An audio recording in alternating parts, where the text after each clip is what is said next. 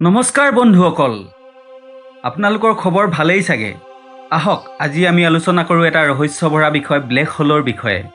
বন্ধুসকল, আপোনালোকে জানেনে মহাকাশত এনে কিছুমান ঘাতক সুৰংগ বা হোল আছে যাক আমি ব্লেক হোল বুলি জানো।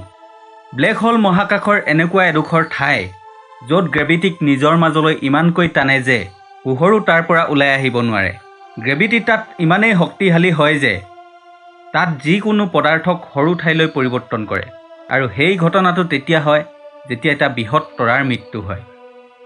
যেতিয়া নেকি ব্লেক হোলৰ পৰা কোনো পোহৰো বাহিৰলৈ ওলাই আহিব নোৱাৰে, সেইবাবে আমি ব্লেক হোল দেখি নাপাওঁ, মানে ব্লেক হোল অদৃশ্য বুলি ক'ব পাৰি। স্পেচ টেলিস্কোপ লগত আন কিছুমান স্পেচিয়েল টুলছ ইউজ কৰি বিজ্ঞানীসকলে মহাকাশত ব্লেক হোল বিচাৰিবলৈ সক্ষম হয়।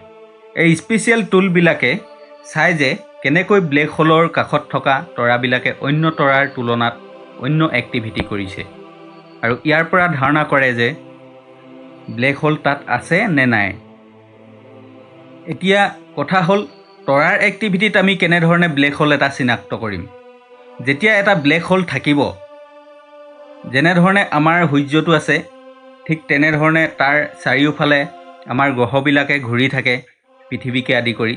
ঠিক তেনেদৰে এটা ব্লেক হোলৰ চাৰিওকাষে সেই ঠিক তেনেধৰণে কিছুমান তৰাই ঘূৰি ফুৰে, মানে নিজ কক্ষপথত ঘূৰে, যাৰ ফলত এটা গোল সুৰংগ সৃষ্টি হয়, যিটো আমি তৰাবিলাকৰ পোহৰৰ পৰা অনুভৱ কৰিব পাৰোঁ। কিন্তু ব্লেক হোলটো সম্পূৰ্ণ এন্ধাৰ হৈ থাকে, য'ত আমি পোহৰৰ মাজত এটা গোল কোলা দেখোঁ, আৰু সেইটোৱেই এটা ব্লেক হোল হয়। ব্লেক হোল কিমান ডাঙৰ বা কিমান সৰু হয়। এতিয়া কথা হ'ল, ব্লেক হোলটো এনেকুৱা এটা ধৰণৰ বস্তু য'ত এখন পৰ্বতৰ সমান ডাঙৰ বস্তু এটা মাত্ৰ সৰু এটা টেমা বা অন্য কিবা বস্তুত বন্ধ কৰি থোৱাৰ দৰে, য'ৰ পৰা কোনো বস্তু বাহিৰলৈ ওলাই আহিব নোৱাৰাকৈ বন্ধ কৰি থোৱা নিচিনা।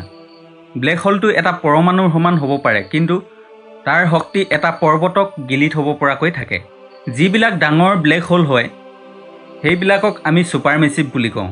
এতিয়া কথা হ'ল, আমাৰ যিটো সূৰ্য আছে সেই সূৰ্যটো কেতিয়াবা ব্লেক হোললৈ পৰিৱৰ্তন হ'ব নি? কাৰণ যিহেতু এটা তৰাৰ যেতিয়া মৃত্যু হয় সেই তৰাটো ব্লেক হোললৈ পৰিৱৰ্তন হয়, কিন্তু বিজ্ঞানীসকলৰ মতে সূৰ্যটো কেতিয়াও ব্লেক হোললৈ পৰিৱৰ্তন নহয়। কাৰণ ব্লেক হোল হ'বলৈ যিমান ডাঙৰ এটা তৰাৰ প্ৰয়োজন সিমান ডাঙৰ আমাৰ সূৰ্যটো নহয়, সেইবাবে আমাৰ সূৰ্যটো কেতিয়াও ব্লেক হোললৈ পৰিৱৰ্তন নহয়। এইটো আমাৰ প্ৰথম ভিডিঅ' আছিল। যদি ক'ৰবাত ভুল ভ্ৰান্তি হৈছে ক্ষমা কৰি দিব, আৰু যদি ভাল পাইছে তেন্তে লাইক আৰু কমেণ্ট কৰিবলৈ নাপাহৰিব, আৰু লগতে চেনেলটো ছাবস্ক্ৰাইব কৰি থ'ব। আগলৈও আমি এনেধৰণৰ ভিডিঅ' আপলোড কৰিম। ধন্যবাদ।